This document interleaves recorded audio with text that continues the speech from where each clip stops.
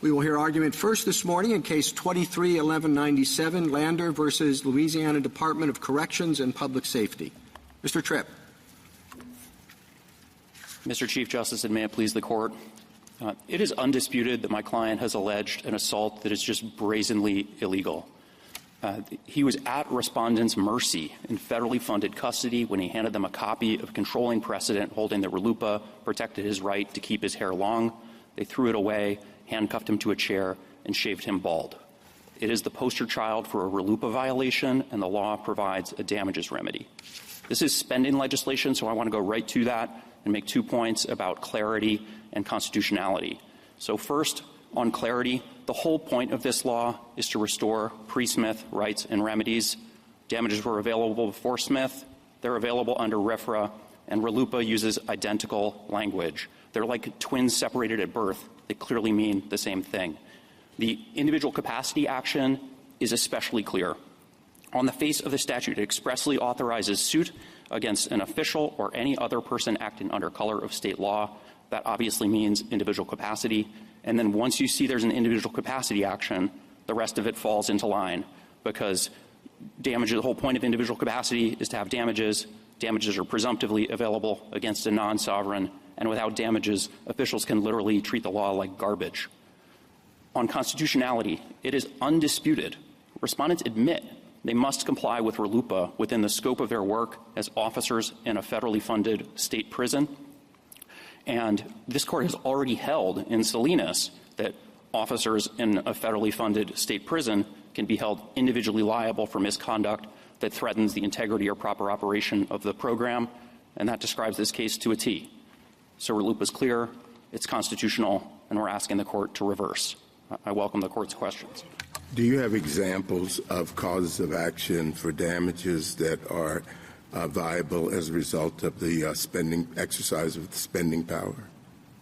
I mean, I think there's many statutes that have causes of action under the spending clause. I mean, under Talevsky, this Court held that it was enforceable under Section 1983. We also give a long list in our brief of spending clause actions that include civil liability running all the way back to the founding. I mean, we give an example of a 1789 law, the false claims. How would you get to the authority under the spending clause to create these damages actions that you suggest? So I think there's sort of two paths. In this case? In this case, I think there's two paths to do it. One is to follow the path that this Court has set forth in Salinas, in particular Salinas, Dixon, Laudani, and Hess, and to just hold that. What was Salinas about? Salinas was about an officer in a federally funded state prison who accepted a bribe to provide preferential treatment. Isn't there a difference between a bribe and a lawsuit for individual damages? Well, he was being held individually liable for criminal penalties, which I think is something that clearly requires the necessary and proper clause in addition to just ordinary civil. But I thought the argument there was that if you provide the funds, you have a right to protect it. I mean, I think that protection of funds, well, maybe sort of two things. First, in Salinas, when the Court was describing the thing that was interfering with the proper operation of the program, it wasn't the acceptance of the bribe. It was the preferential conjugal visits. It was the misconduct itself. And so just applying the test that Salinas set forth, and I think actually my friends don't. Clear, there were no federal funds at issue. The bribe was going into a correction officer's pocket, correct? That's right. There was no so no risk to the government's money. Pardon? No risk to the government's money. That's at least certainly not direct. If anything, it was prophylactic. And here I think it's really much more direct. Slow down, counsel. Sorry.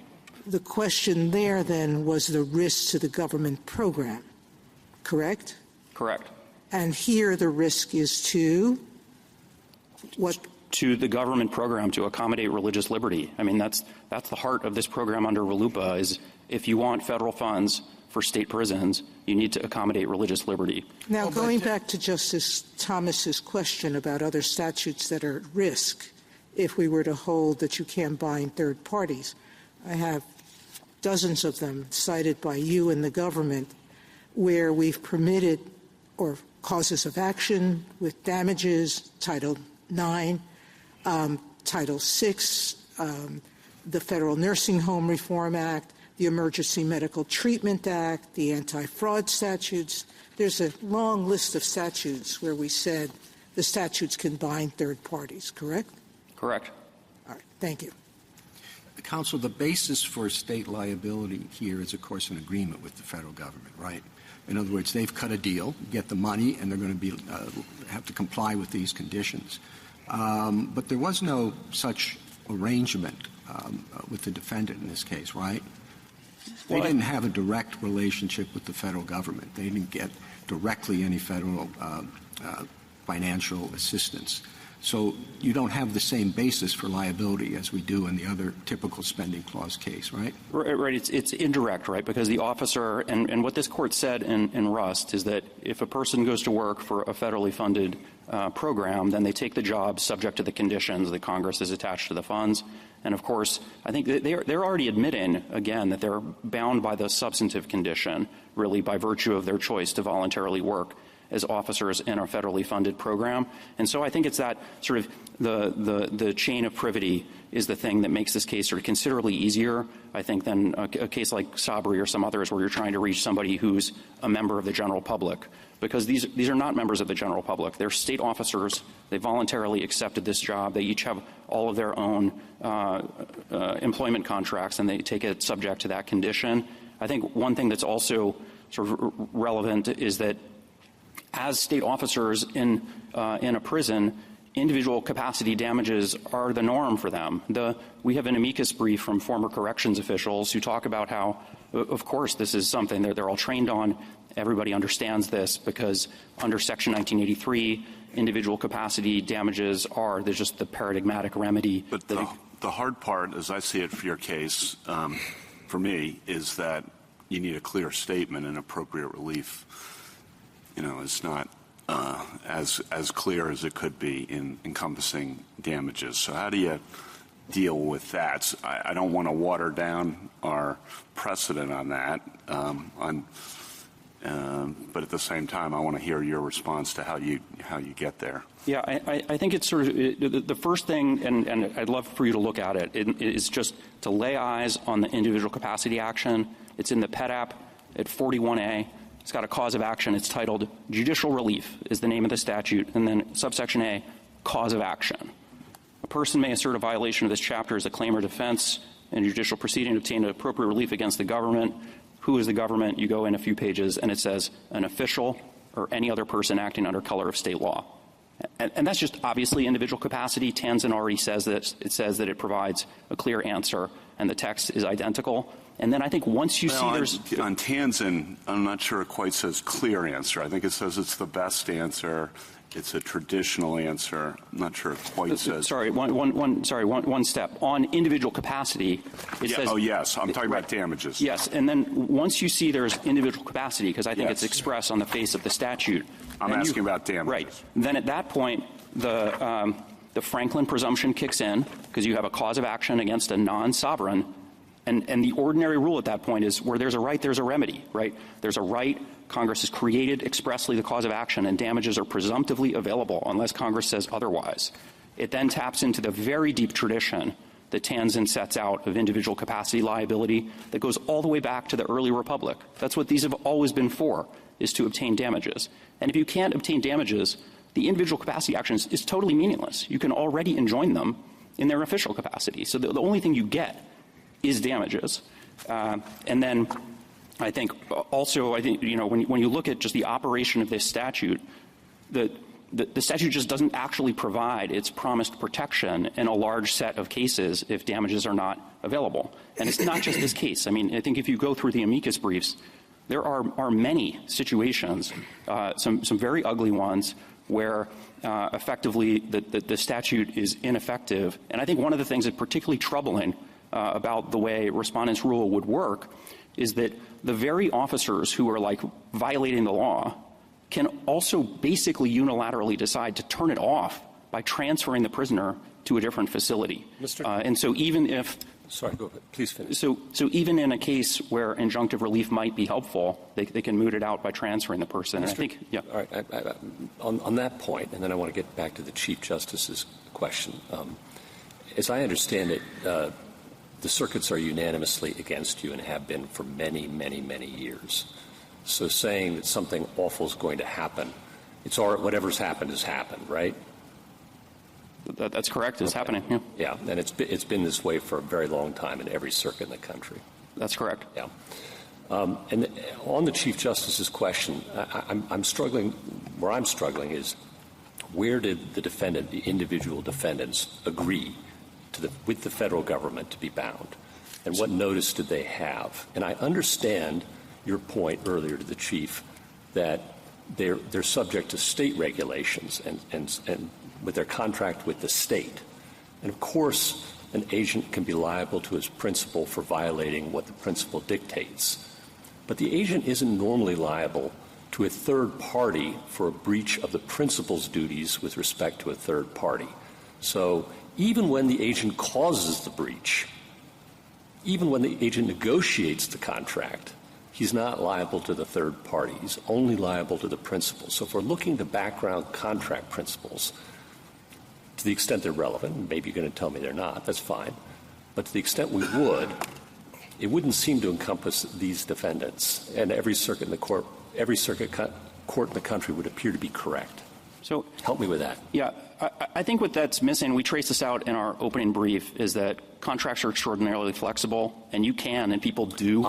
Yes. Okay. Your brief does go into that, that Congress could have easily written a statute that does this and says that those individual officers have to agree with the federal government to be bound under federal law. I agree. It could have done that. And you say it could have done this in 15 different ways in your brief. I agree with you.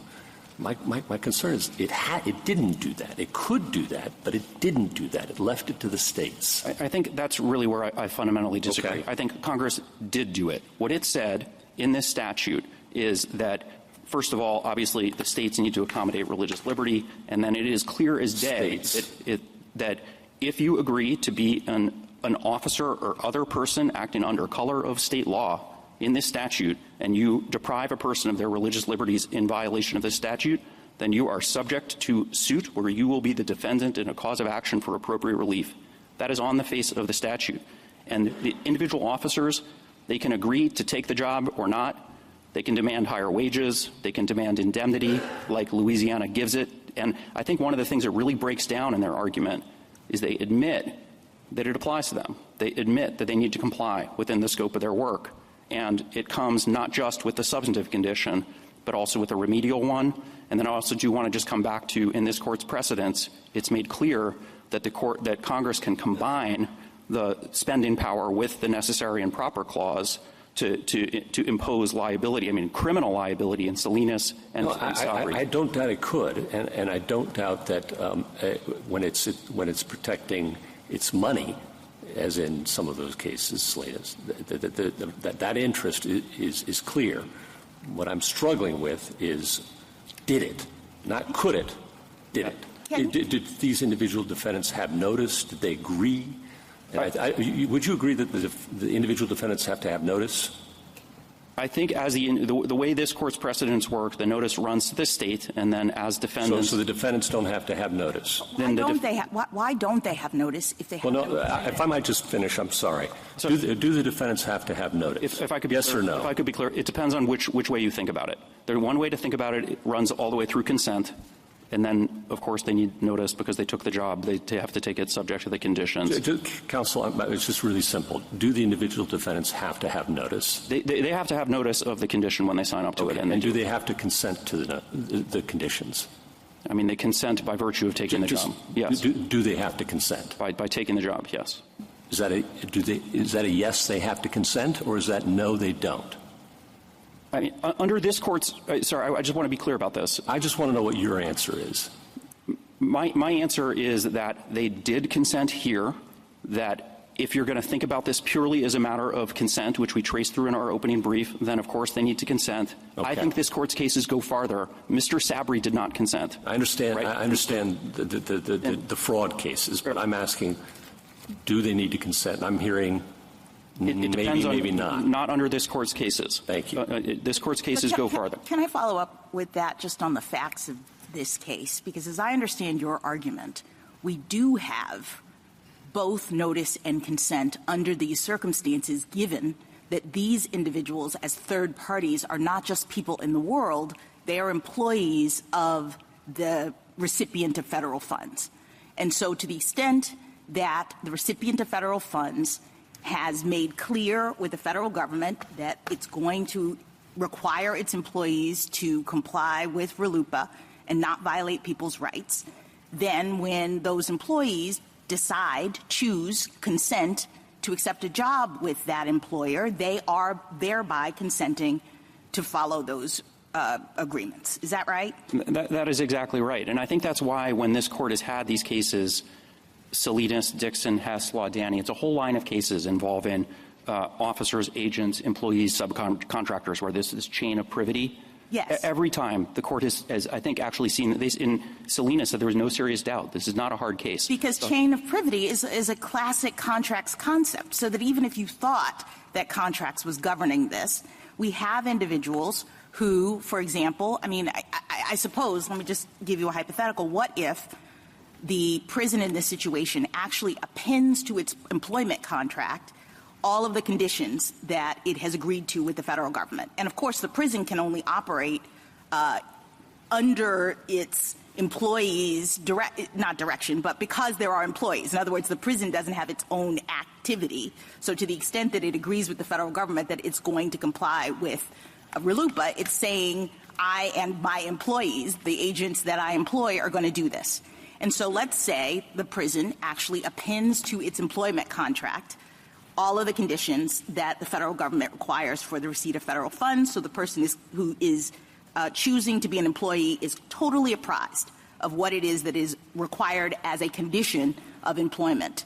I understand your argument to be that that would be sufficient, even if we assume that there has to be notice and consent to satisfy any such agreement. Of course. And I think what this court has said, if I could, in Russ versus Sullivan and then in Alden versus Maine as to state officers specifically, is when you go into this job, when you go into this line of work and you voluntarily agree to be an officer in a federally funded state program, then yes, you implicitly, you necessarily take it subject to the conditions that Congress has attached to the funds.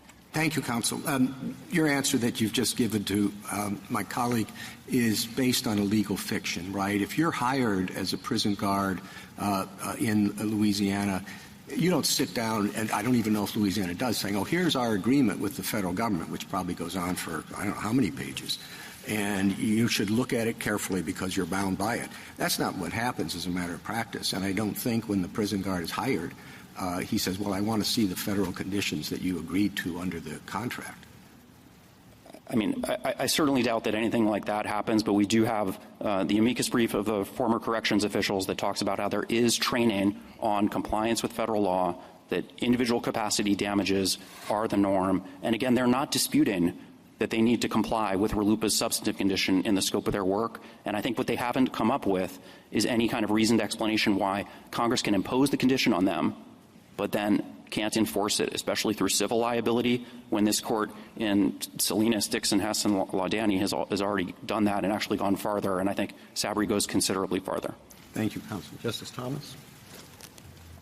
Are we to analyze this any differently under spending clause than we would under one of the enumerated powers?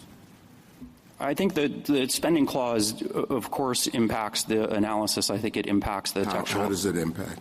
Well, I think from this court's cases and like Dole, among other things, that there needs to be clear notice, which is why I started there, and I think it's been fully provided. Do we throw out in that analysis the contract analogy or framework?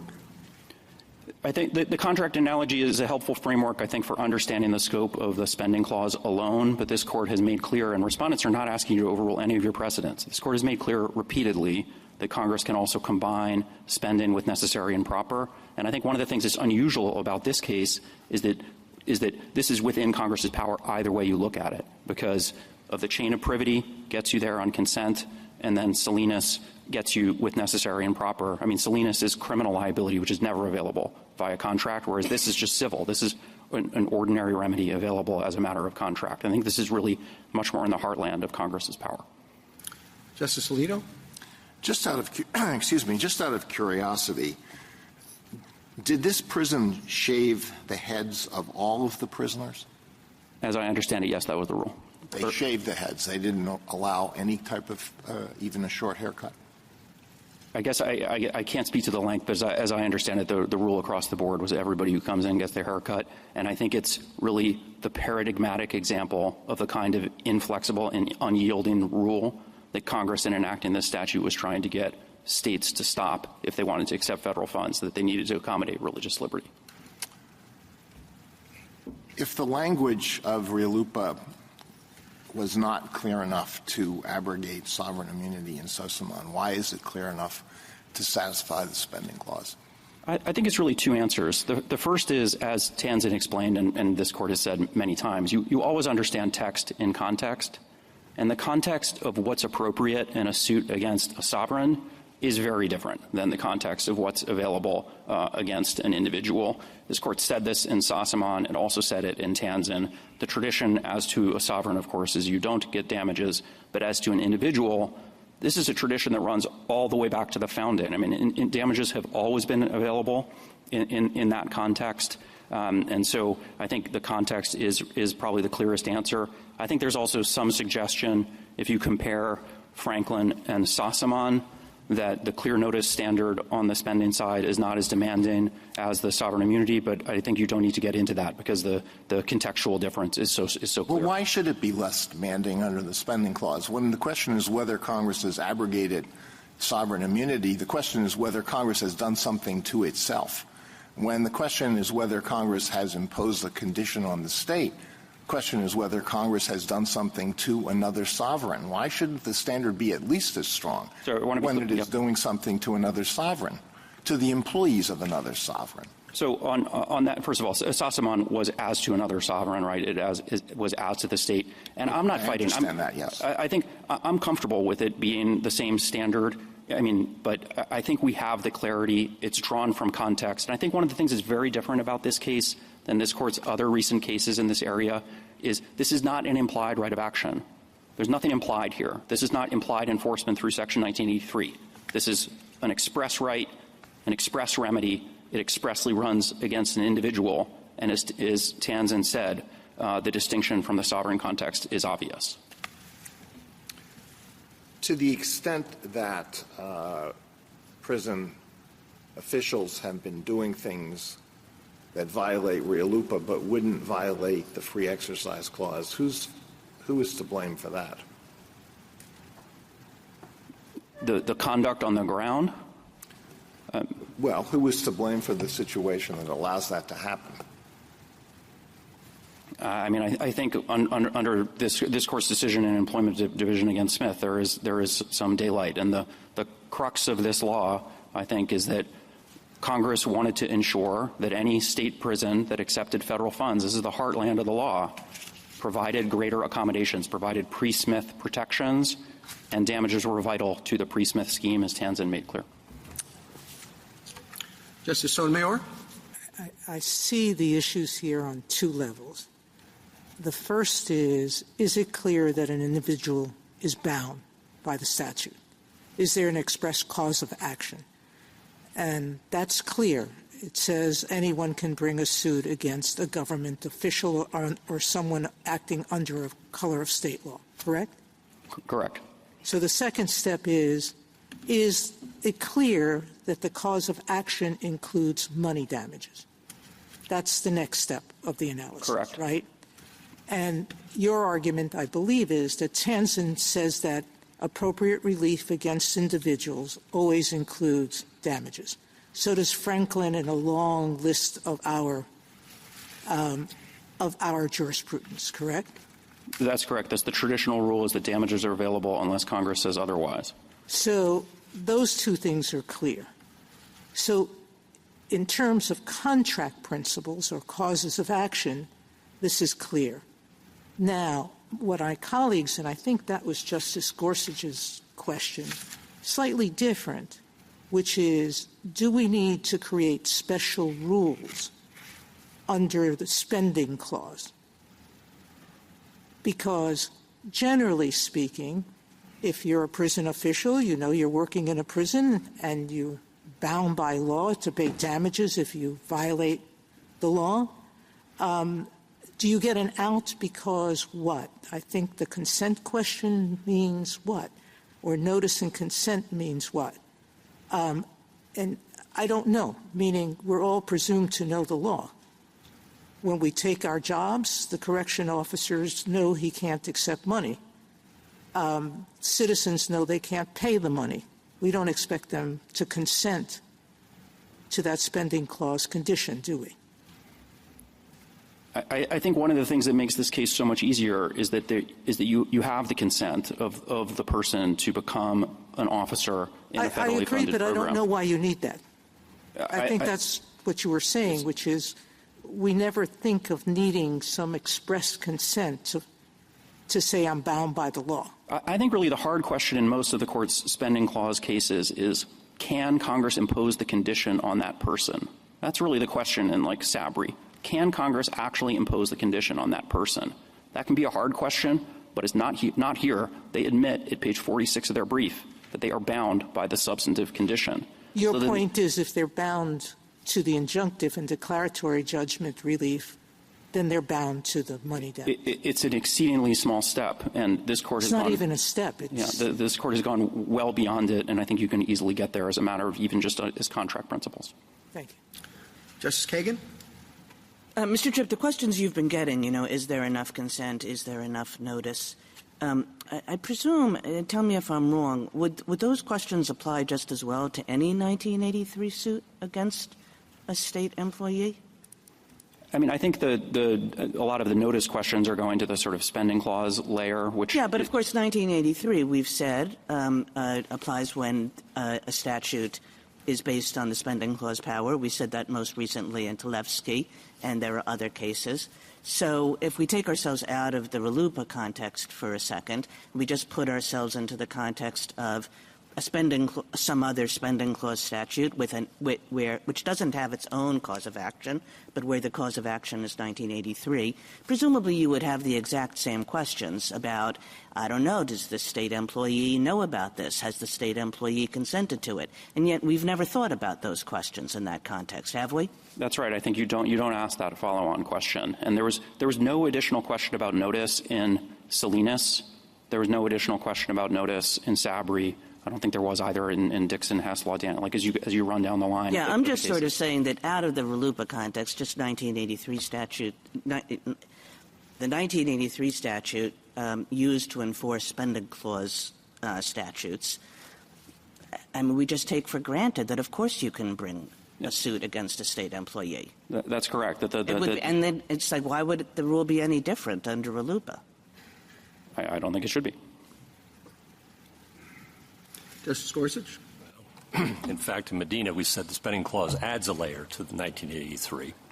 And in terms of notice and consent, suppose a federal statute said something like this. If a coach at a federal funds receiving university allows biological men on a women's sports team, a female trying to make the team could sue for $1 million.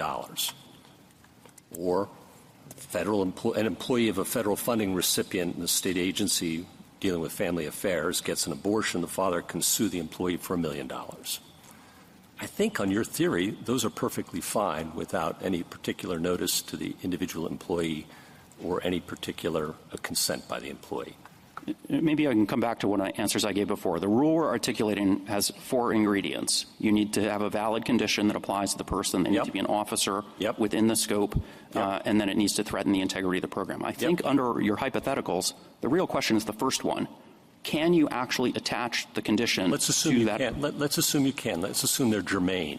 And they might be germane, in terms of, for example, the student athlete.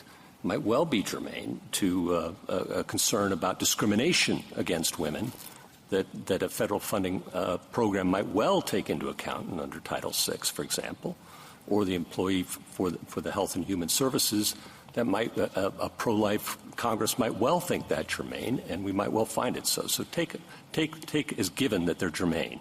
I can come up with other examples if you want me. I just want to be clear that this court's Dole test is already sort of addressing these concerns, right? So there's obviously the relatedness requirement, but then it also can't be coercive, and then you can't have an independent constitutional bar. Suppose there's no constitutional problem with these. And then if these people qualify as officers, which is not clear to me that they will. Let's say they do. Then it would then yes, and it follows. Because the answer would be. Hold on. Sorry, I think I missed one step. And then within the scope, which I think you have, and then it would need to threaten the integrity and proper operation of the program. Yeah. And I think it is telling you that if, and this is the big if. Mr. Tripp, where you're winding up is the spending clause is no different than the commerce clause.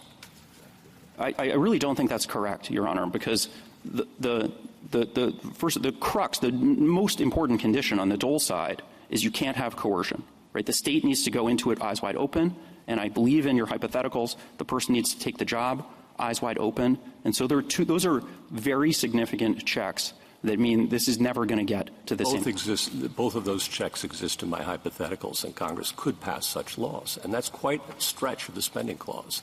We've never before said anything like that. I mean, if this court wants to cut back on some of the sort of frontline sort of scope, maybe you could do that in some future case, like in the hypotheticals. I'm not talking about cutting back anything. I'm talking about what 9 circuits have uniformly done since RLUIPA's passage about 30 years ago. Yeah, and I want to be clear that once Congress, and I'm not going to back down on this at all. Once Congress can impose the condition on the person. I wouldn't expect you to, Mr. Chairman. Once they can impose the condition within the scope of their work, and that can be that's a hard question, but here it's not. And once they can impose the condition, they can enforce it. I think that's the only step that we're asking about here. We're not asking you to change any law on the front end about what Congress can and cannot do in the first instance. Justice Kavanaugh? Back to the question on clear authorization regarding damages in particular. You rely heavily on Tanzen for that, but even after Tanzen, to pick up on Justice Gorsuch's point about the courts of appeals have continued to reject the position you're articulating here, even in the wake of Tanzen. Chief Judge Sutton's opinion in Ali is probably emblematic of that and says, even after Tanzen, you still don't have the clear, express, unequivocal, unambiguous authorization for damages. And so my question really is just why are judges, to Justice Gorsuch's question, misreading the precedents that are out there, in your view? Yeah, I'm glad you asked that. Maybe 2 points where I think Judge Oldham has the better of this, with all due respect to Judge Sutton. And honestly, it's the first thing that I said. Judge Sutton, if you look at his opinion in Ali and also his prior opinion in Haight versus Thompson, he does not ask the question of whether there's an individual capacity action. He goes right into the sort of appropriate relief analysis. And I think that is just a critical step, because once you see that there's an individual capacity action, then you have an express right, an express cause of action, expressly against a private party. And then whether damages are appropriate relief, I mean, that's the norm. That's what individual capacity actions are for. If you don't have it, the individual capacity adds nothing. It's totally meaningless. And I think it's because Judge Sutton sort of overlooked that first step in the analysis that I think Judge Oldham has the better of it. I also think that when you're asking, once you're actually turning to the question of, okay, we have the individual capacity action, we're trying to figure out what is appropriate relief, another thing that Judge Oldham hit really hard, which is very powerful, is the whole point of this law, which everybody knows, is to go back to the pre-Smith scheme and provide the same rights and remedies that were available, including in the original RFRA, which this court said, made clear, must include damages against state officials. And so I think that the parallel, I mean, these are hardly even separate statutes, right? Like RFRA and RLUIPA, they work together as an integrated whole. And so to understand them, I think that really the only way to understand their operation together is as providing the same rights and remedies within their scope. I mean, RLUIPA, Congress was crystal clear in RLUIPA about the places where it needed to trim its sails because this was spending legislation. It's on the face of the statute. It's not RFRA 2. It's the Religious Land Use and Institutionalized Persons Act. It only applies to institutions that accept federal funds. That's on the face of the statute. It's clear as day. But if you look in at the substantive provisions and the remedies, and you look, well, how have those changed because this is spending legislation? The answer is not at all. The rights and the remedies are the same. The whole point of this statute is to get back to the pre-Smith scheme. The whole point of the spending clause jurisprudence is you need more of a clear statement to get all the way there for damages. I mean, and I think really what I'm saying is that, and this Court has said this many times, is the question is it unambiguous? And to answer that, there's no magic words requirement. You read text in light of context like you always do. And if you do that, and you start by asking, is there an individual capacity action? It's clearly yes. And just to summarize your position, individual capacity action with appropriate relief equals clear authorization for damages, correct? What I'm saying is the first step is individual capacity action, you have it, and then the question becomes, well, what's appropriate relief in an individual capacity action? I think the answer to that is clear. That's actually, Tanzan says, I know it's not applying a clear statement rule, but its language bespeaks clarity each step of the way, said that Congress made clear that RFRA must provide damages, that there was no doubt damages were available before Section 1983, that it was going back, and then again the distinction to the sovereign context where damages are not available really because of a special rule in the context of suits against sovereigns, right? The crux of Sassamon was that it could distinguish Franklin. It distinguished the Franklin presumption because it doesn't apply to sovereigns. Thank you. Justice Barrett? Mr. Tripp, how could it have been clear to states when every circuit, as Justice Gorsuch pointed out, every circuit had said that there were not damages actions available against non-recipients under RLUIPA? That's also true under the Title IX context. So it's hard to see how it could be clear to the states that were accepting the money or the prisons accepting the money that it was a clear condition when all of the law went the other way. What would your response to that be? I think a couple of responses. The first, what this Court has demanded every time, and I've said this before, is unambiguous text in light of the context. And this Court has never applied any kind of like canon of adverse possession where if the courts of appeals are saying something. You were a lawyer to the states and that was the state of the law, and the state asks you about that, what would you have said? I think the key here is to look at the time when the statute was enacted, right? And which is the key question, right, is what did it mean when it was enacted? And if you look at it when it was enacted and you pick it up and you read it, I think as just a state officer working in a federal. And it's so obvious that every single circuit to look at the question went the other way. It's hard to see how it's clear if every circuit is coming out differently. And I think this is actually an important point because the prevailing rule in the circuits, including the Fifth Circuit below where this case is coming from, they didn't deny that there was clear notice. They said it would be unconstitutional because they thought that the officers were like they treated them as non-recipients even though they're basically indirect recipients, and it didn't sort of see that they fit within Well, not every circuit brought up the constitutionality question, but putting that aside, can you identify, putting aside the bribery cases, can you identify any cases in which a non-recipient of funds was held individually liable under a federal statute? I mean, and I think in Grove City College versus Bell, you're reaching an indirect recipient. In Salinas, Dixon, Hess, and Laudani, those are all situations where you're reaching. You can just say that, yes, it would be a different factual scenario. I don't have a case that's on this exact factual scenario. I admit that, but I think actually this is like a lesser included of Salinas, and it's way inside Sabry. I mean, it's nowhere close to that. But I said put aside the bribery cases. So if I could push back on that a little bit, I think that's important. When the crux of this program is to provide federal funds to prisons that accommodate religious liberty. Well, no, I asked you to put them aside because I wanted you to put them aside and look at the civil liability context for a minute. Okay, I think that Sabry and Salinas are the best cases for you, particularly Sabry. I take that. But if those are distinguishable, I wanted to ask you the other question, and I think the answer is no. And I think, and I just kind of want to clarify your answer to Justice Gorsuch, look, the facts of this case are egregious. So if on the facts we were looking for a case in which there should be money damages, this is it. Justice Gorsuch asked you a series of harder facts, harder factual scenarios in which we might think, I'm not sure if money damages as a policy matter make as much sense in that context. You never really gave him an answer, yes or no, and so I just want to say I want you to give me an answer, yes or no, on Justice Gorsuch's hypotheticals, and don't fight the hypothetical about the conditions and all that. Your theory means that, yes, the coach, the doctor, could be held liable? Let me be clear about that. Yes if, or but no? only yes if or no? The Take condition. No, Mr. Tripp. He asked you to assume that the conditions, that it was perfectly consistent with the spending clause. So yes or no? Would your theory say that, let's talk about the coach under Title IX, on Justice Gorsuch's hypothetical?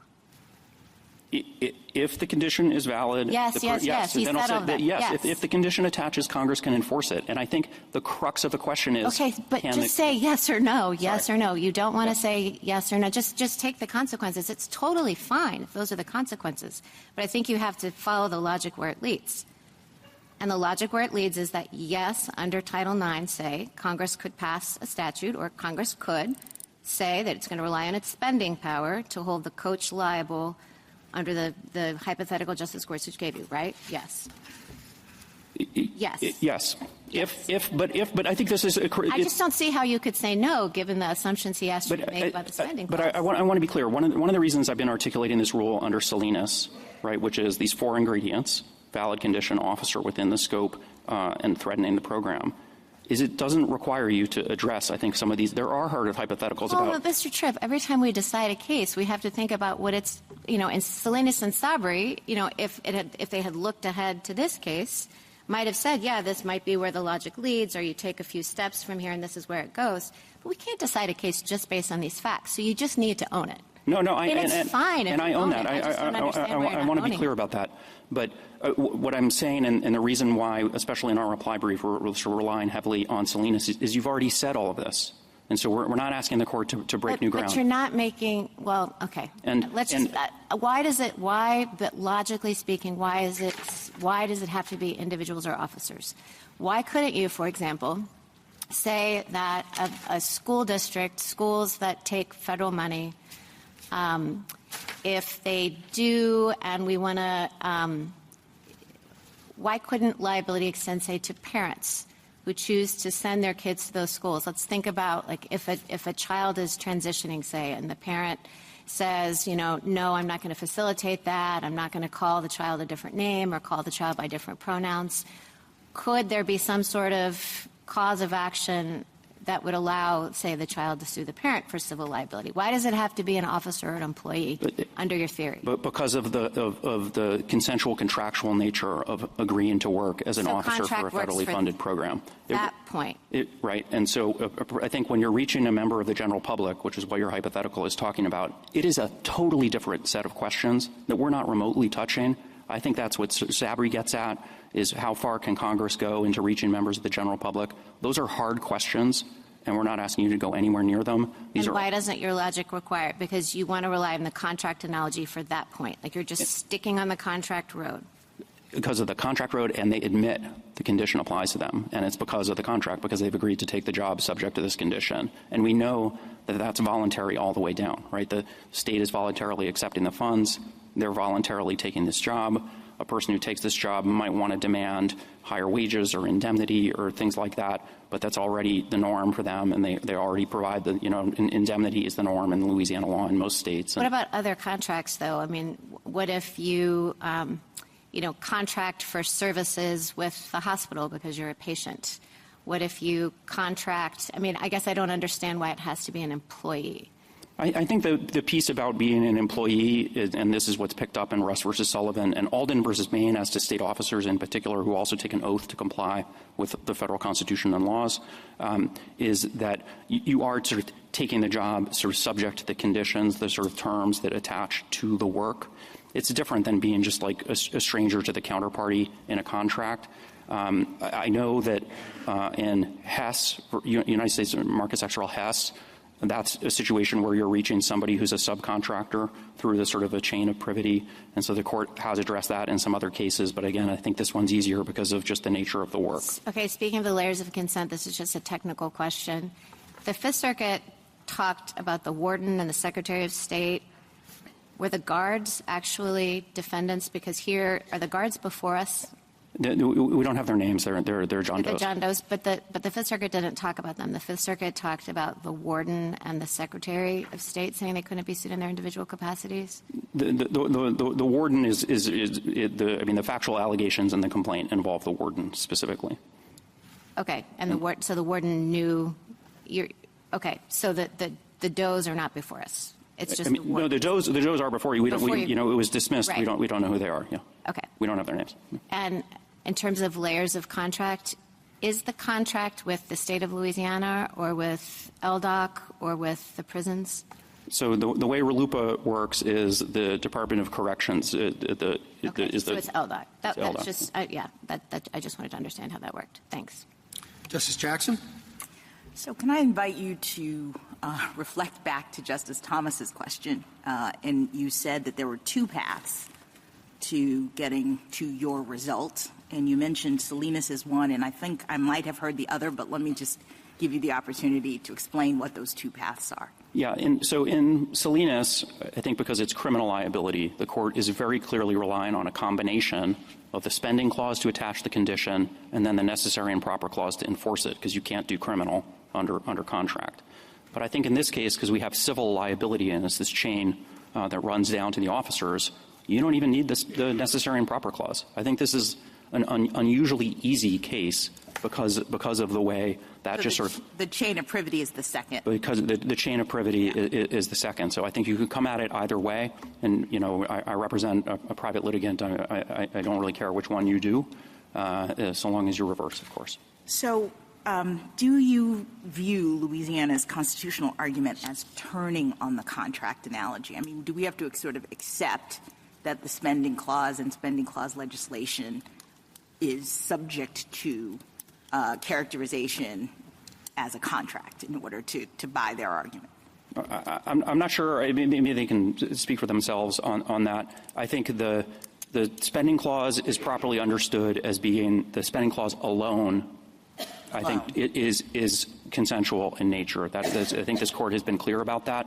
But then the question of but we've also been. I just want to be clear about this. I mean, we've also expressed pretty significant, in many cases, doubts about whether the contract analogy totally governs. But yeah, and that's what I was about to say, because it doesn't get – this court has also been clear, and they're not asking to overrule any of your precedents, that Congress can invoke the necessary and proper clause to protect its spending prerogatives. I mean, look in our reply brief. We have the example of the statute that makes it a crime to arson a federally funded institution.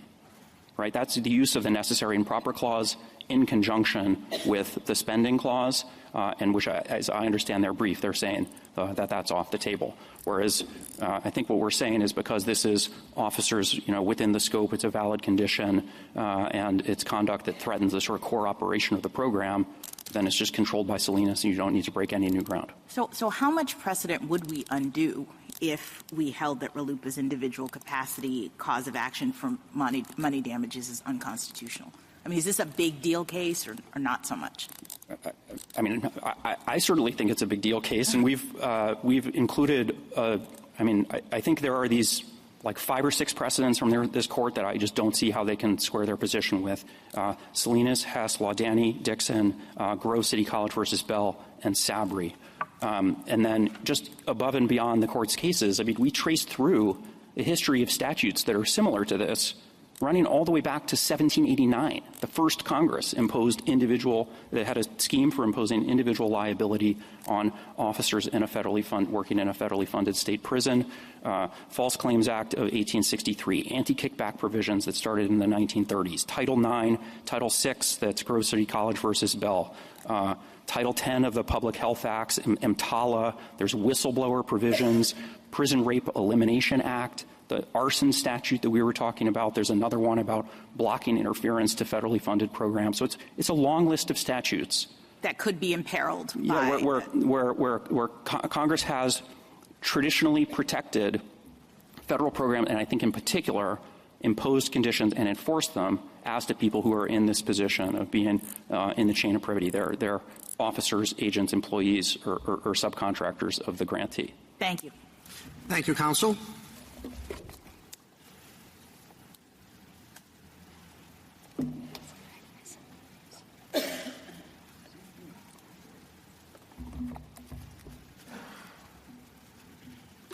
Ms. Baird. Thank you. Mr. Chief Justice, and may it please the Court. RLUIPA clearly authorizes individual capacity damages suits against state officials. Tanzen held that RFRA authorizes individual capacity damages suits against federal officials, and RLUIPA is RFRA's sister statute and should be read the same way. Congress used materially identical text in RLUIPA to provide the same remedies as RFRA against state officials.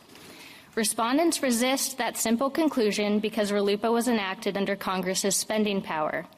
But RLUIPA's language puts states on clear notice that state officials can be sued for damages in their individual capacity. And under the spending and necessary and proper clauses, Congress can create personal liability for state officials acting as agents of the state when they violate conditions on federal funding. Indeed, Salinas and Sabri upheld more expansive uses of Congress's power to impose criminal liability. I welcome the Court's questions. Well, let's say that the state is under clear notice. Is the Guard also privy to that clear notice? So, Justice Thomas, we don't think clear notice is required under the purpose of the spending clause because we care about the notice of the recipient, but I think the officers here clearly had notice, and I do think that qualified immunity... So how did they get that notice, and what was the notice? Well, I think the statute clearly applies to them. If you look at, Petitioner's Counsel emphasized the text of the cause of action, it applies to a government defined as an official. So do you think they were aware of the state's commitment to the statutory requirements? I think that we're all sort of held liable for what's in the United States Code, and I think that this isn't surprising to state officials. So you think you have clear notice of everything that's in the United States Code? Well, Your Honor, I think that the officers here clearly had notice. Officers are used to facing 1983 liability and are liable for violation of all constitutional provisions.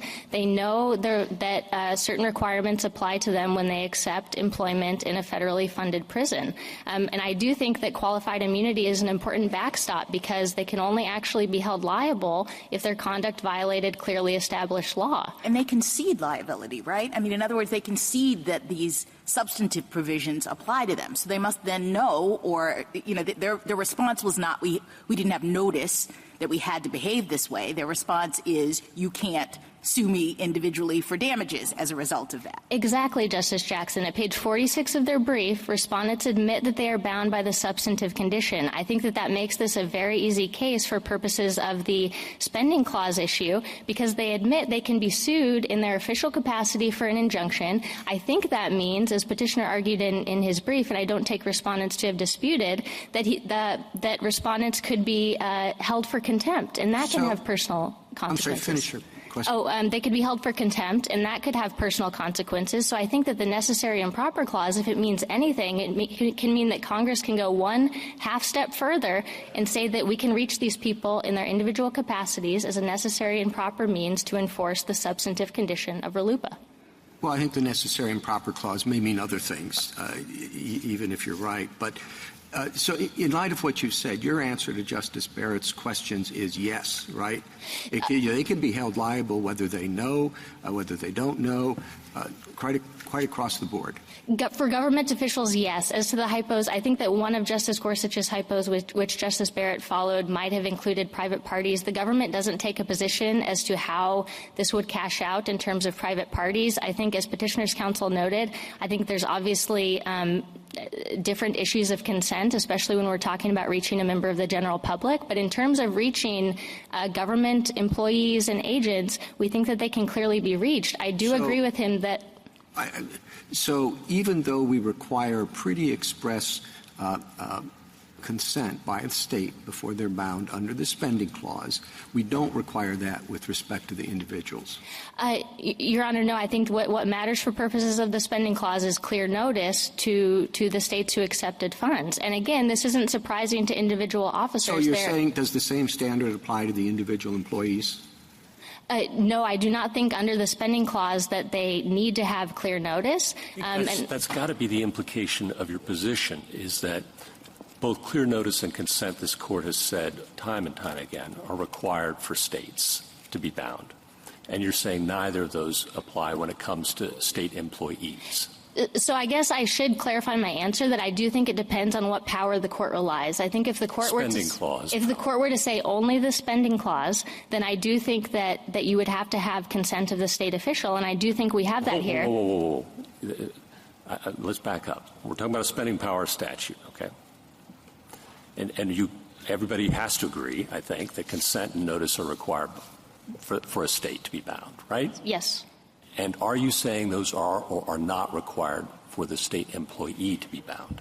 So under the spending clause, I think that the sort of privity argument that we've been talking about today. So no is the answer, because it works for the state, and because the state employs these individuals, they're necessarily bound.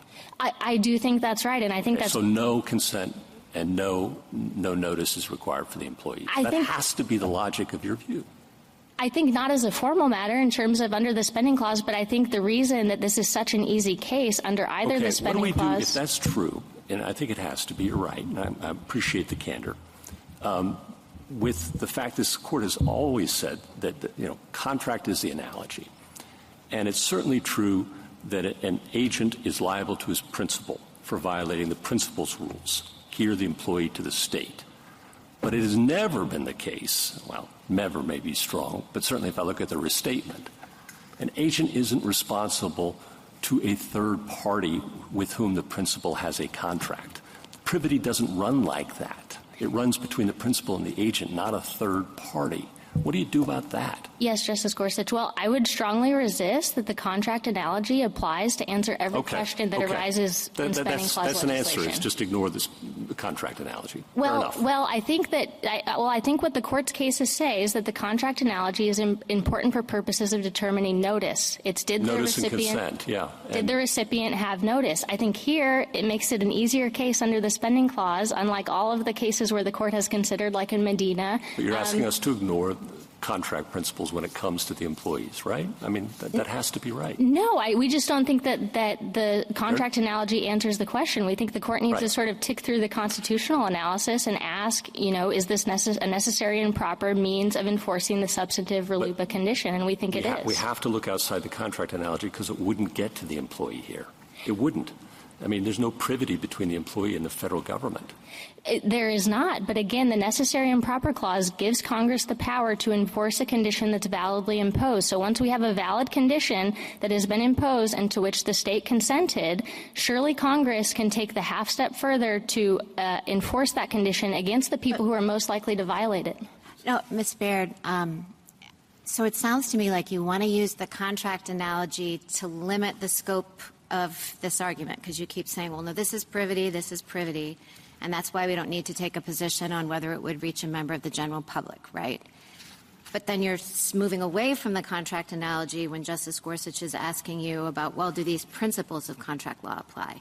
I don't understand. It seems like we're slipping in and out of the contract analogy. Yeah, so let me try to be clear, Justice Barrett. I think that the contract analogy applies to determine whether there's notice. I think this Court's cases are clear that the notice that matters is the state's notice. I do think that the officers can be fairly held to account for notice here.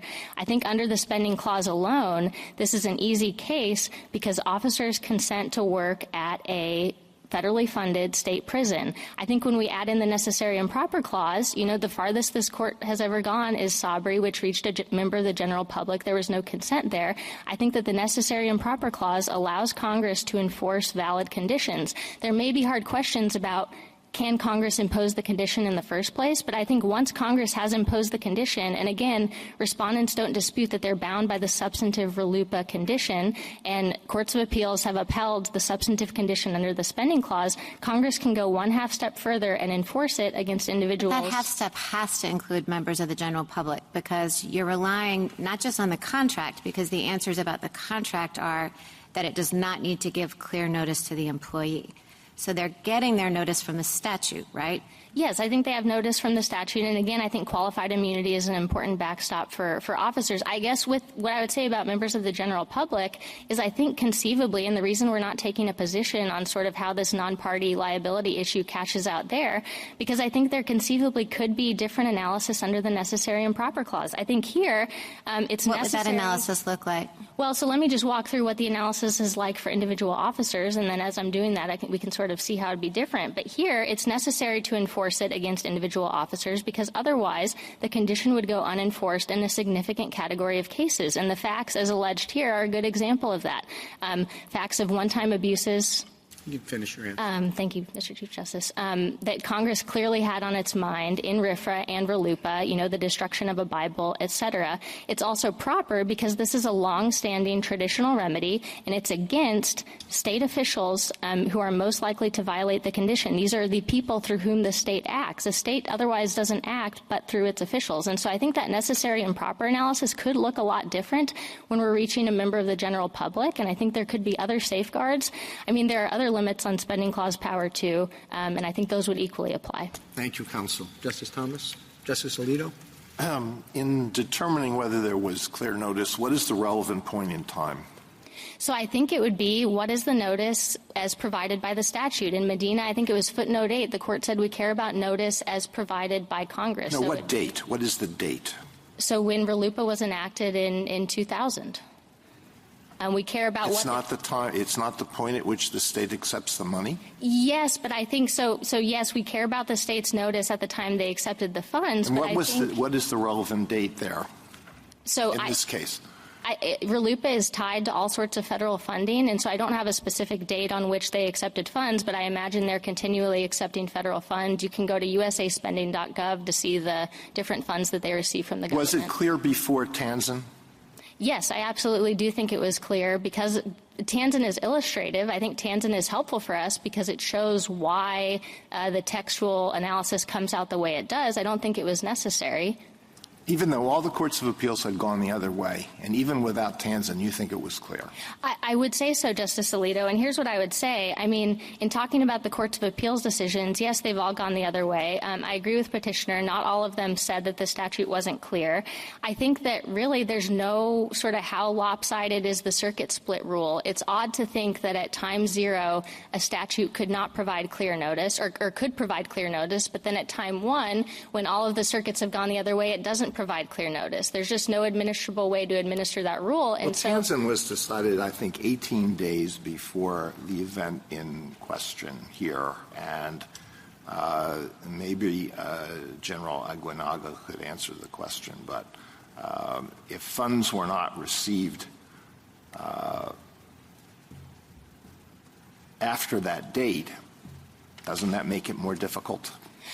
I don't think so, Your Honor. I think that timing is right from what I understand the allegations to be in the complaint. But I don't think the argument depends on Tanzan. The notice that we care about is the notice as provided by Congress, and text is the only reliable indicator of meaning. The other thing I'll say is sort of just as a basic principle, when Tanzan interpreted RFRA to make clear that individual capacity damages are available under RLUIPA 2, that's not just what RLUIPA meant post-Tanzan. That's what RLUIPA has always meant. That's Rivers versus Roadway Express.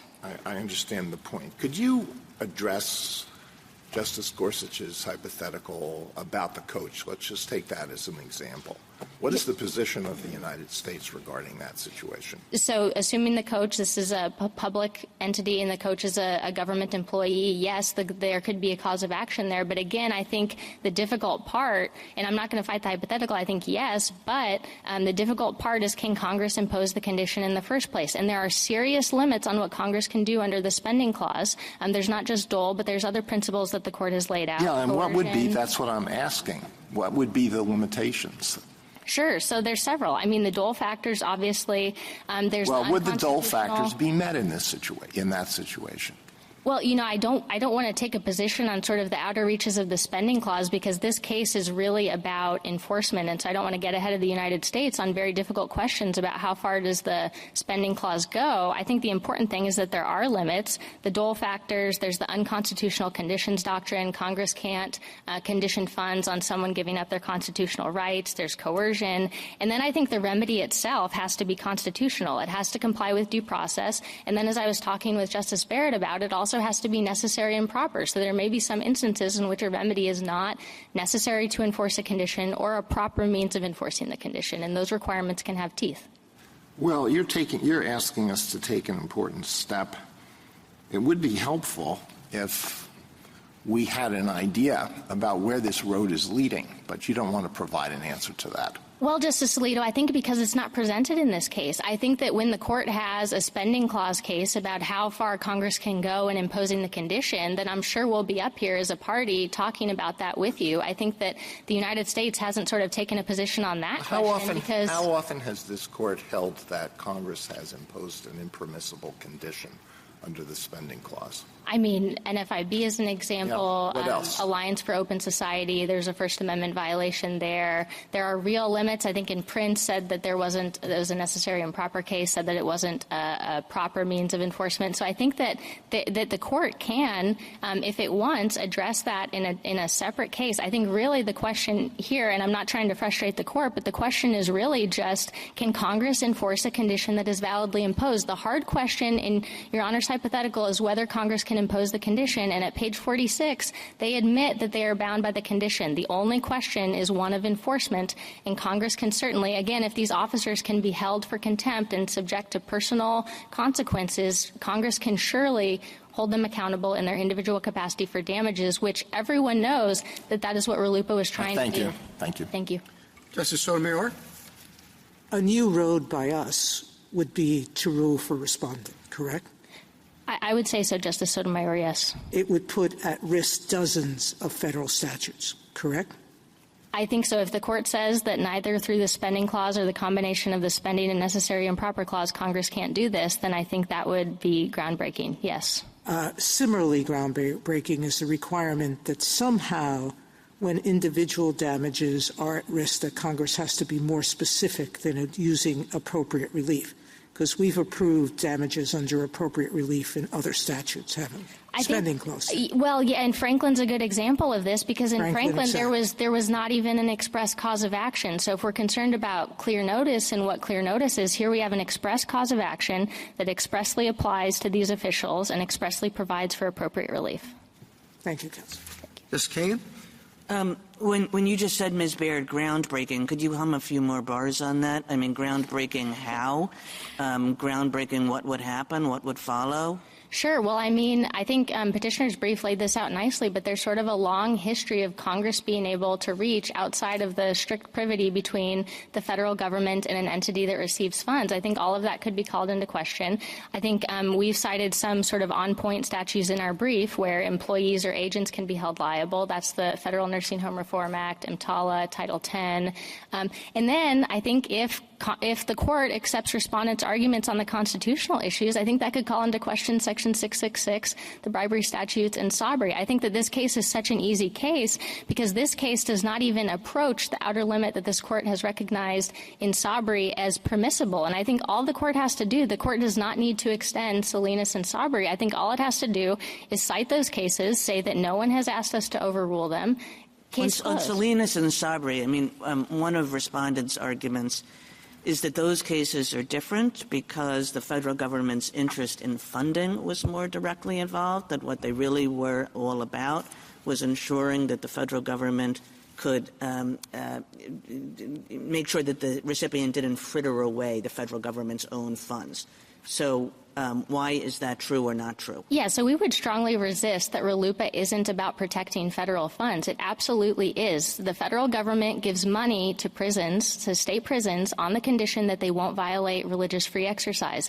When they do that anyway, the government is not getting what it pays for, which is institutions that respect religious exercise. So I do think that this is about protecting the funds. I'll also say that in Salinas and Sabri, the court was concerned about more than just protection of the actual funds at issue, and I think you can see this because neither case required any nexus with the federal funds. It's most obvious in Salinas, where the court there described the threat to the federal program was the deputy sheriff who was giving preferential treatment to the inmate. It was clear as day that that was the threat that the court was talking about. And I think here the federal program is similarly threatened when officers can violate conditions on federal funds with impunity. So in those cases, what the court was really saying is that the federal government has every right to deal only with institutions that are not generally corrupt. And here it's the same, except the end of the sentence would be not generally rights violating. I think that's right, Justice Kagan.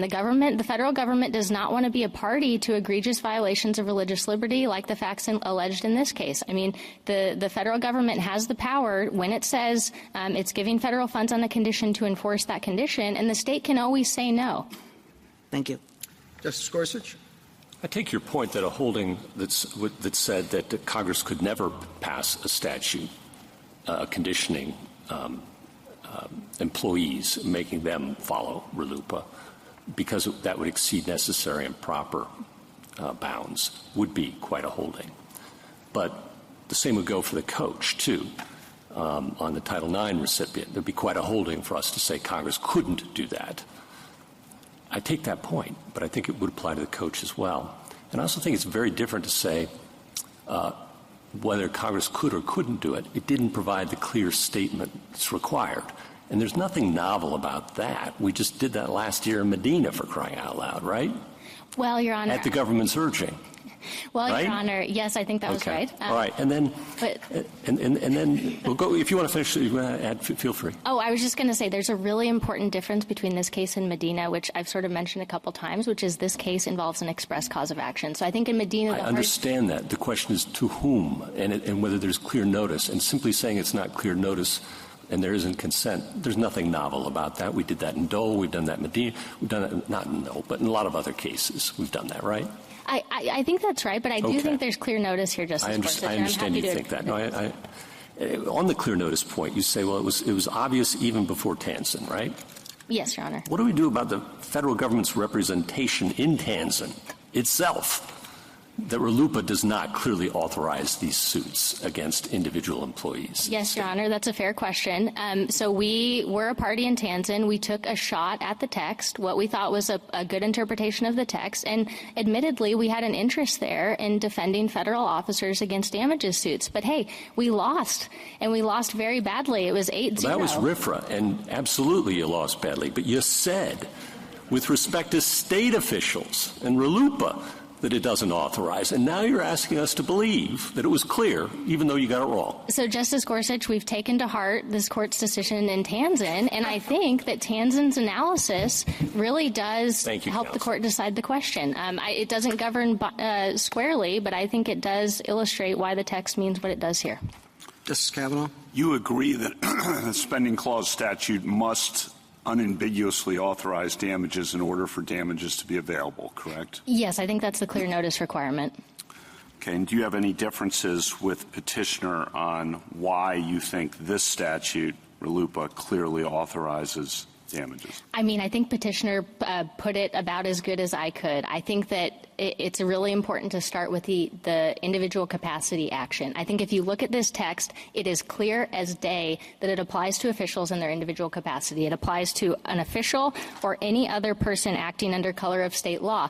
I grant you that if we were looking at appropriate relief in isolation, I think it'd be a much harder question, but we're not. The question that Tanzen started with, and I think the Court should start with here, is who is the defendant? And that makes all the difference between Sosaman and this case, because in Sosaman, the context of a sovereign defendant, there's absolutely no history of that. Damages are extremely inappropriate against a sovereign, whereas, and Tanzen lays out this history in a really helpful way, in the context of individual officers, damages are the norm.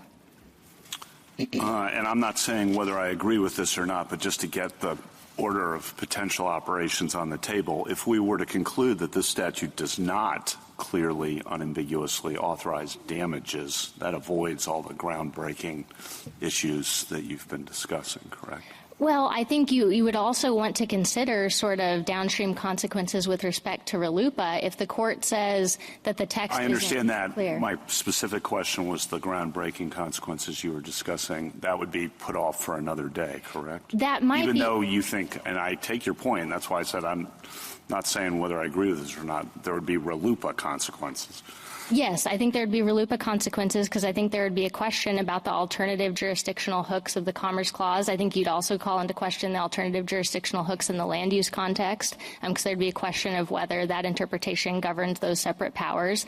And I think the court should just sort of follow the text where it leads. This is a legal question like any other legal question. We think the notice is clear. I do think that that would probably be less disruptive than sort of all of the other consequences I was talking about with Justice Sotomayor. Thank you. Justice Barrett?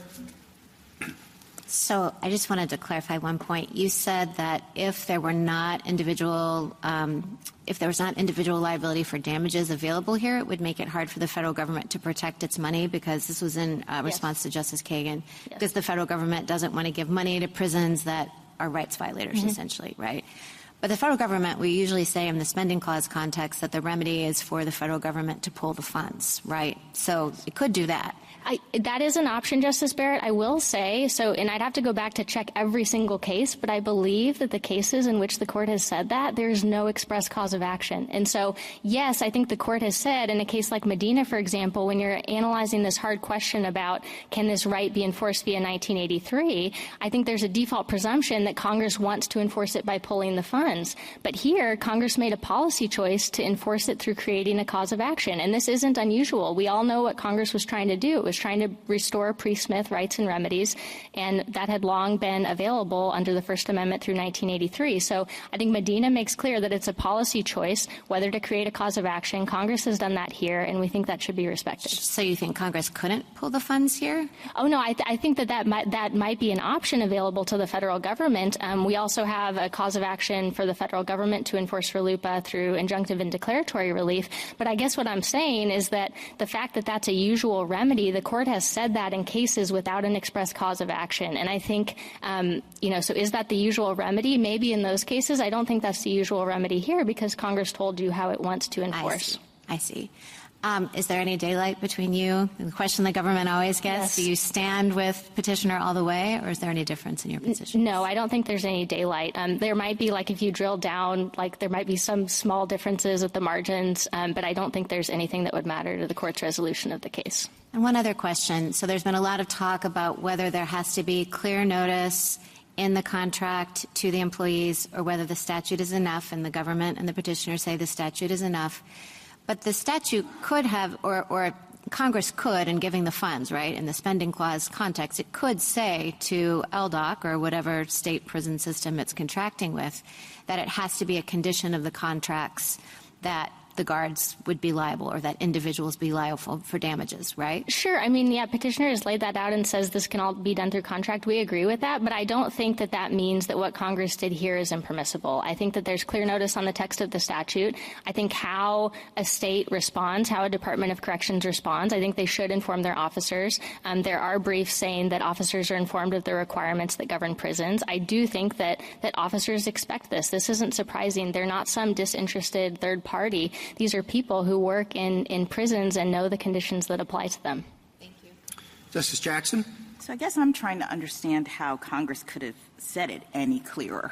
I mean, to the extent that we're puzzling over whether or not there's a clear statement in the statute, it says a person may assert a violation of this chapter as a claim or defense in a judicial proceeding and obtain appropriate relief against a government. If that doesn't refer to money damages being brought by an individual for a violation of RLUIPA, what could Congress have meant by appropriate relief here? I mean, we agree with you. We think it's clear, especially once you look at the definition of a government, appropriate relief against a government becomes, the word appropriate relief becomes clear in the context of who we're talking about here, which is individual officers. So we would agree and with even you. Broadening out the lens more, I mean, RLUIPA is applying to prisons in a circumstance in which the PLRA and other statutes make it very difficult for prisoners to get any other kind of relief, right? I mean, they can't get injunctive relief in any sort of meaningful way. I think they could. I think prisoners could get injunctive relief under RLUIPA, and we would say that's another form of appropriate relief. But I do think that damages are necessary to complement, especially for instances like the one alleged here, where there's a one-time abuse. I think it also comes up in cases of when claims for injunctive relief are mooted by release or transfer. Or transfer, which can happen all the time. Yes, so and it's very, very common. And, okay. You've said many times that this is an easy case, and I think it's because of the privity argument. I'm trying to kind of puzzle through it. The state can say no to the condition in this situation. It has notice. It's a part of the agreement that the state makes to accept the funds, so it can say no to the condition that it must follow RLUIPA. But then we have this other layer, which is the employees, I suppose, can say no to a state that has agreed to the condition. Right? I think that's right. They have a choice whether to voluntarily accept employment in a federally funded program.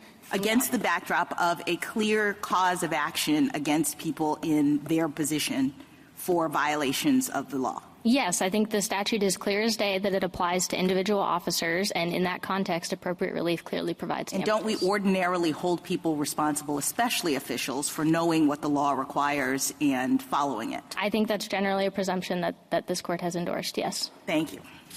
Thank you, counsel. Mr. Aguinaldo. Thank you, Mr. Chief Justice, and may it please the Court. The Court should resolve this case on either of two grounds. First, you should say, as Chief Judge Sutton has said both before and after Tanzan, that RLUIPA does not clearly and unambiguously create an individual capacity cause of action for damages. Or, second, you should say, as Judge Sullivan has said after Tanzan, that even if Congress spoke with unmistakable clarity and created such a cause of action, Congress exceeded its constitutional authority. But however you affirm the judgment below, it is extraordinarily important that the Court reject petitioner's attempt to radically expand congressional power. His view of the spending clause would mean that foundational cases like Pennhurst and Cummings were confused, Mr. Chief Justice, because Congress can actually impose spending conditions on non-recipients, too. And his view of the necessary and proper clause would make Sabri look modest, Justice Thomas, because, on his view, Congress doesn't even have to pretend to be protecting federal dollars and cents from corruption before regulating members of the general public. Now, to be sure, I have a lot of friends on the other side of this case who have valid concerns about Congress's silence over the past 25 years when 10 federal courts of appeals have said that there's no individual capacity claim for damages under RLUIPA. But the solution is not to distort this Court's existing precedents to try to change that status quo.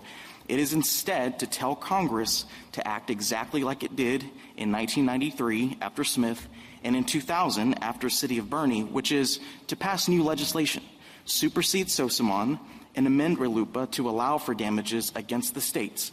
And then the states can decide, each state for itself, whether it accepts that express condition.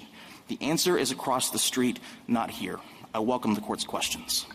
There's been quite a bit of reliance on Sabri and Salinas. Could you spend just a few moments giving us your argument as to why these cases aren't dispositive? Absolutely, Justice Thomas. So if I could give you the one sentence that I think might be the most important in this Court's precedents for this case. That's the very last sentence of Section 2 in Sabri at page 608. This is the paragraph where this Court in Sabri rejected Mr. Sabri's spending clause challenge. He said that this legislation is coercive. This Court said, no, it's not spending clause legislation at all. This is not Congress's attempt, 666 is not Congress's attempt to impose its will on states' choices about public policy.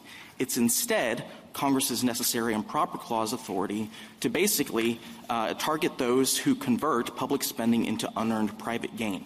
That's the line that the Sabri Court drew. And, Justice Thomas, I think that is exactly the line, the framework that you should keep in mind when asking, what is RLUIPA? Is it more like 666 where you're targeting actual federal dollars and cents? Or is it like true spending clause legislation where what Congress is doing is imposing its own policy choices on the state recipients of federal funding? But the actual dollars and cents weren't at issue in that case. What what the court was upholding was the federal government's right to say we shouldn't, we need some strings in place to ensure that the money we pay to a federal institution is going to an honest federal institution, an institution that won't be profligate with our money generally, even though there's no nexus with the money here. And so, too, the government can say, the integrity of the institution has something to do with not taking bribes, and the integrity of the institution has something to do with not violating rights. And both of those things fall within the federal government's interests. And respectfully, Justice Kagan, that's not consistent with Sabri. Look at page 606. This is the money is fungible paragraph that spans 605 to 606. The theory that the court was articulating there to sustain statutes like 666 is to say, what is the articulated federal interest in the statute?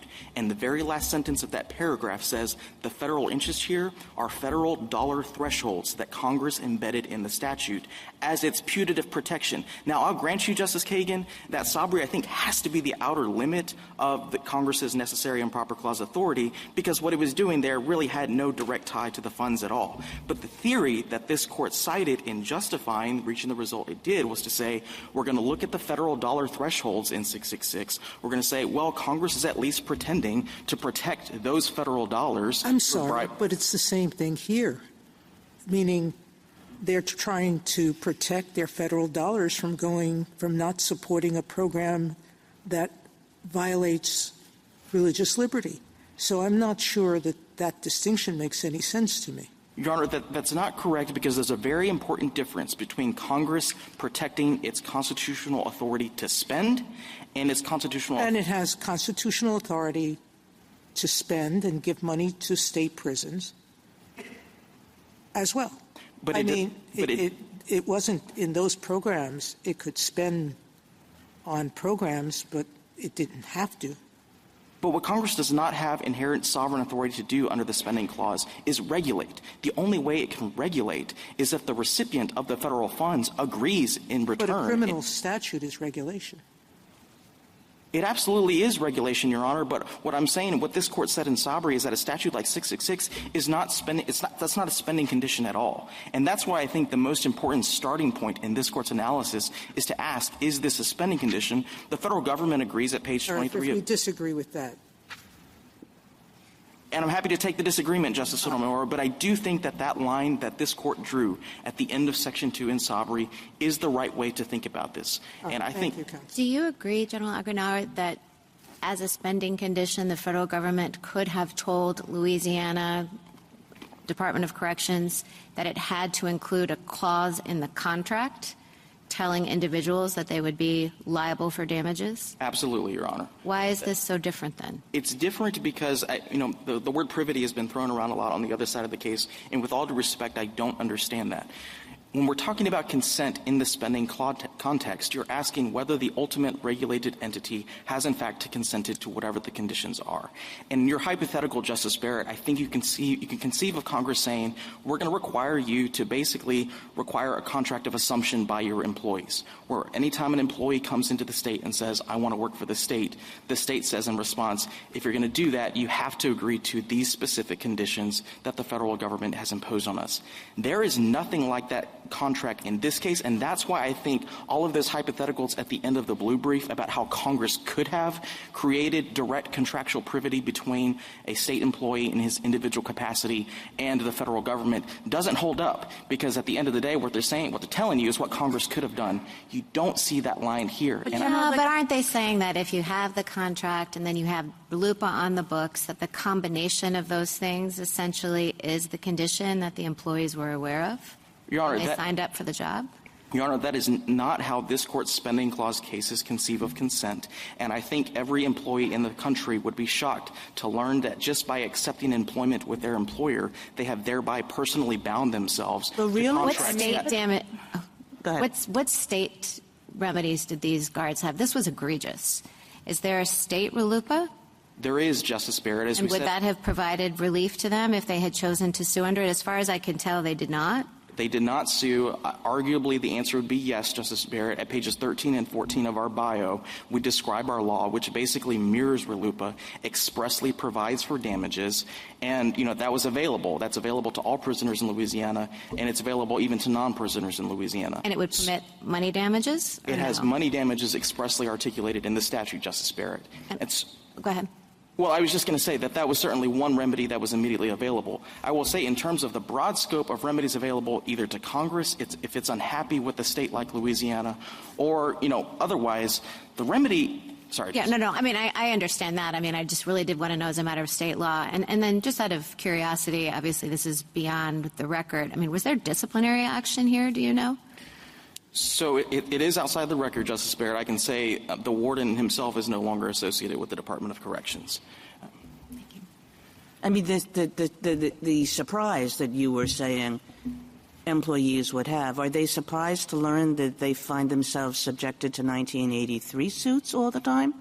Well, Justice Kagan, Section 1983 is a remedy, right? It's a cause of action that gives a remedy. And your earlier question about can't you just do this all under 1983? I didn't say can't you do. What I'm saying is that your arguments that they're not getting notice, that there's not enough knowledge, I mean, that would just make 1983 suits. The same objections could be held with respect to that. And yet 1983 exists. People bring 1983 suits against state officers all the time, including to enforce statutes that have been enacted pursuant to the spending clause.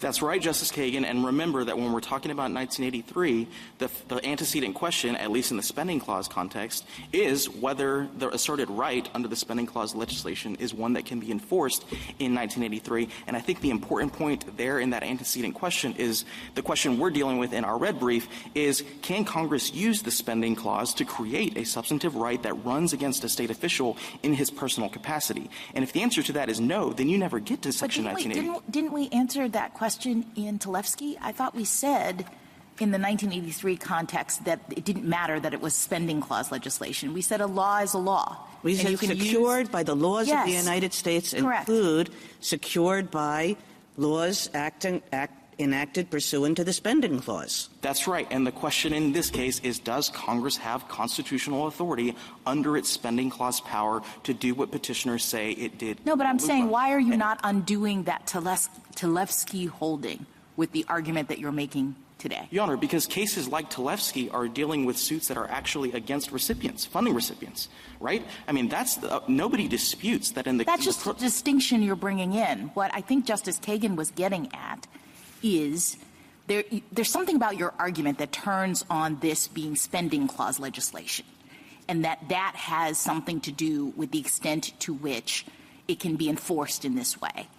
And we said in the context of 1983 that it didn't matter that it was spending clause legislation, and what she, I think, is trying to say is, why should it matter here?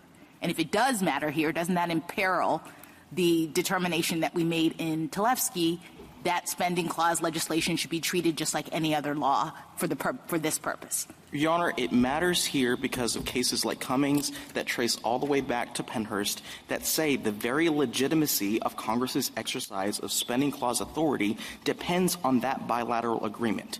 Is it sending money out and taking a reciprocal promise to comply with conditions in? If you're missing that reciprocal consent from a recipient or putative non-recipient— So what's your answer to the other part of this, which is the states do you dispute that the states have consented? I know they're not the ones that are being bound, but the first step is, did they consent to follow RLUIPA? I have to be very precise about this, Your Honor. Yes, the state consented to RLUIPA's plain when it terms. Accepted the money, it did. That's exactly right. And my friends love page 46 of our red brief. What we're saying there is that when a state official in his official capacity is working on the job, he is the state under this court's common division between official capacities and individual capacities. And, of course, state officials in their official capacities as the state are bound by RLUIPA. I'm sorry. Are you saying that this individual who represents the state, on page 46 of your brief, you said he's bound by this statute, correct? Substantively as an official of the state. In his official capacity, of as course. A state. He is the state. So he is the state. He is the state. So you say it's enough knowledge for him to know what the law says and that he's working for the state and he represents the state, that he can't violate the law, correct? And then if an injunction issues, he could be held liable for violating that law, correct? Because it's an injunction against the state, right. Justice But you're saying at the same time that person the warden, who is cutting the individual's hair, should know that that's a violation of the state for which an injunction should be liable, but he shouldn't know that he's liable for personal damages, too. That's what you're saying.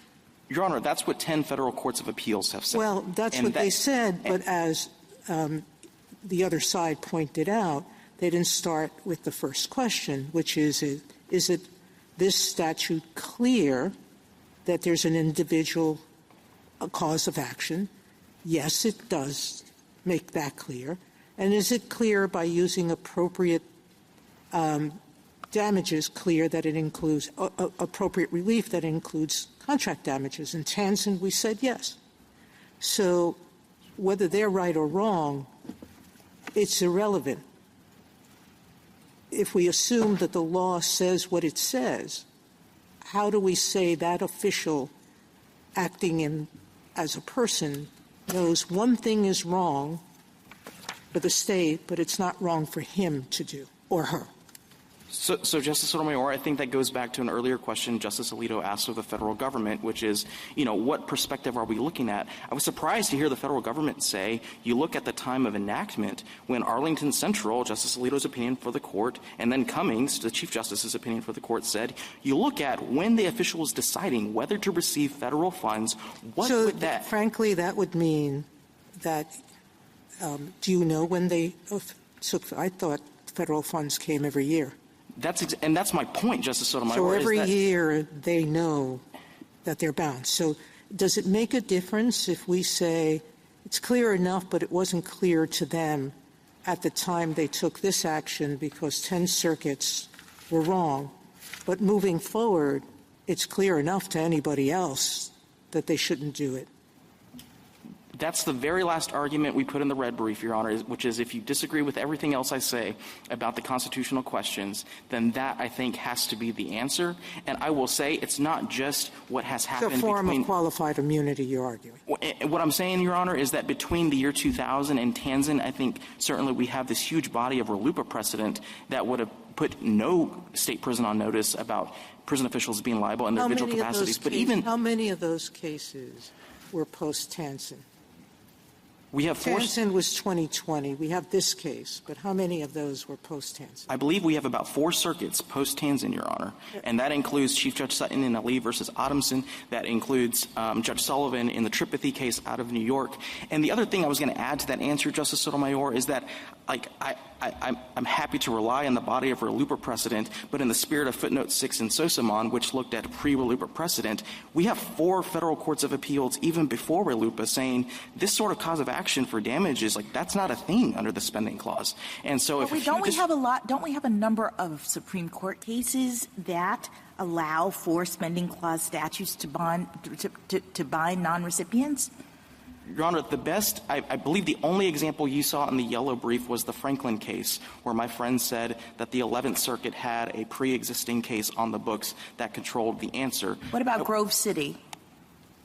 Your Honor, I don't recall the history behind Grove City, but I guess what I tell you is that this is an extraordinarily unique context where you have federal courts of appeals on-point precedents both before and after RLUIPA's enactment that are unanimously telling any state operating within the regional borders of those circuits, this is just not a thing. And that's why are you distinguishing Salinas, Sabri, and Dole?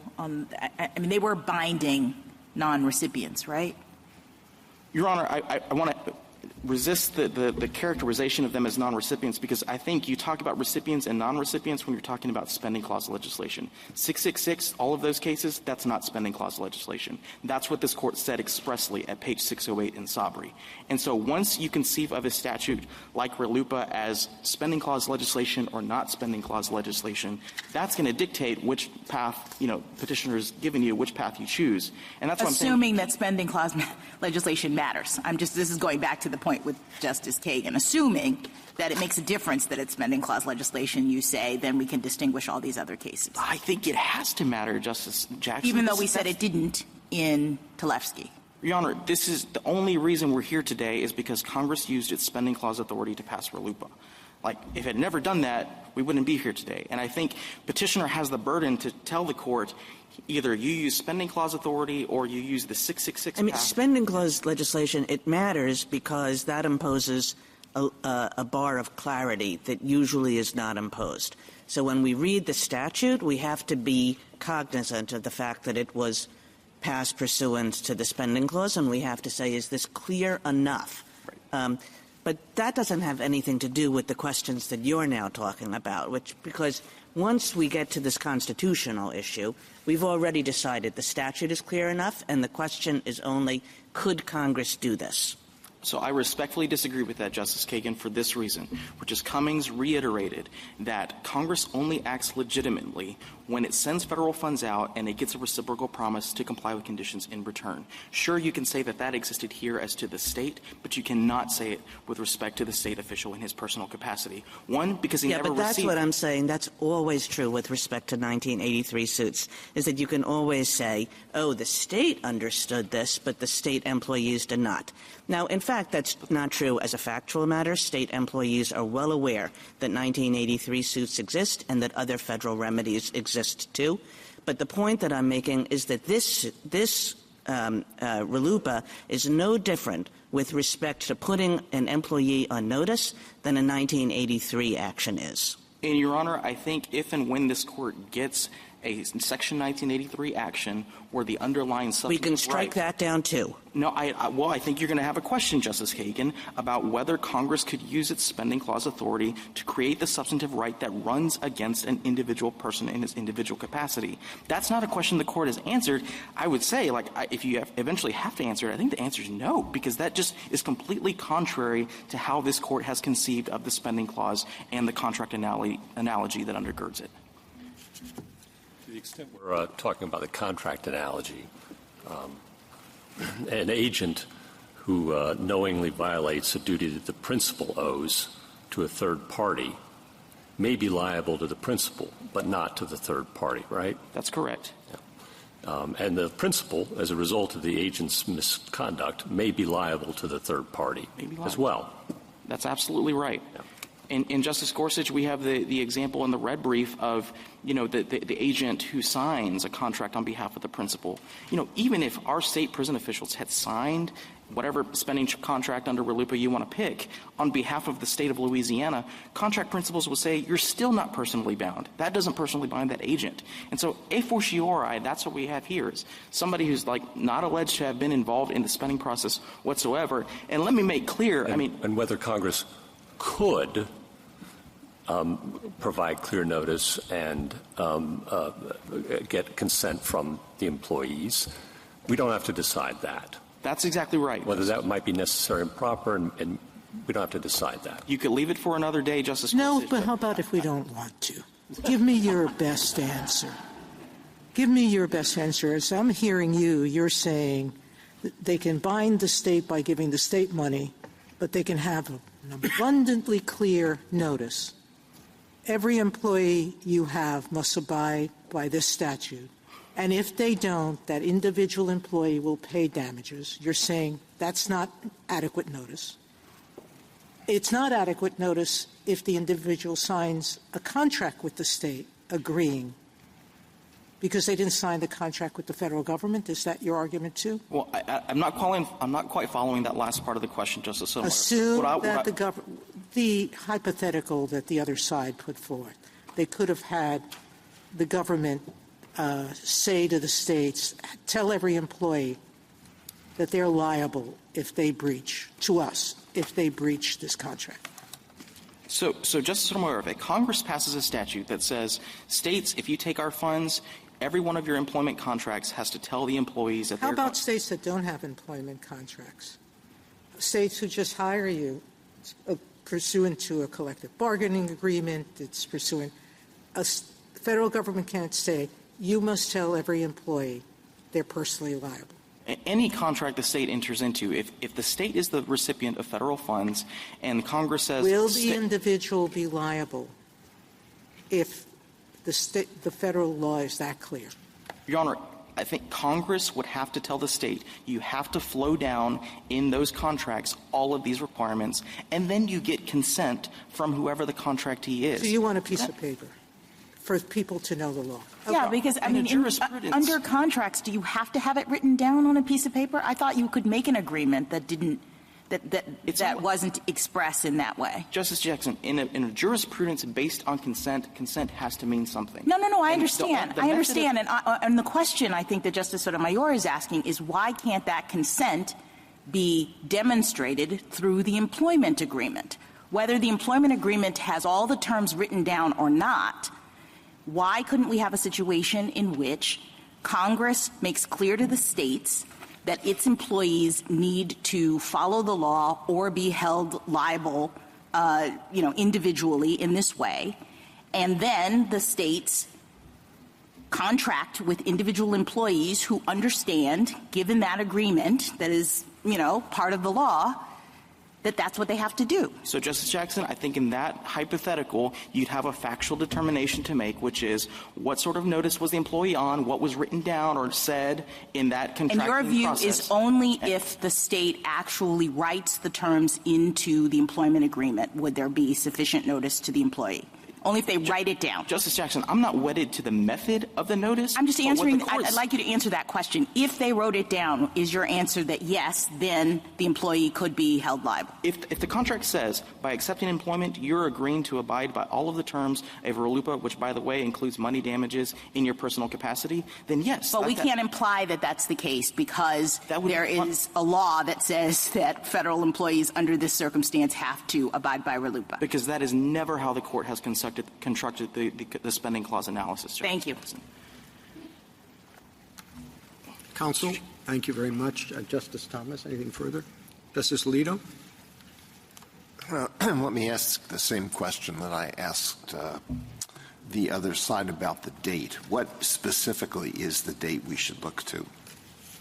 Your Honor, it's the date that the state received federal funding. Now, in a statute like this, I will be candid that it is difficult to pin down because RLUIPA is agnostic about the source of federal funding. It says any federal funds that run. And so if you're talking about federal funding like Medicaid, which comes in basically monthly, weekly, that's the point in time at which you should look. Thank you. Justice Sotomayor? Justice Kagan? Justice Gorsuch? Justice Kavanaugh? You say RLUIPA does not unambiguously authorize a damages remedy. This is Justice Kagan's kind of bar of clarity point. The other side says the statute clearly authorizes individual capacity suits, so that traditionally has encompassed damages, and then they cite Tanzan on top of that. And I just want to make sure I have your responses to that precise point. Sure, Your Honor. So a few things to say to that.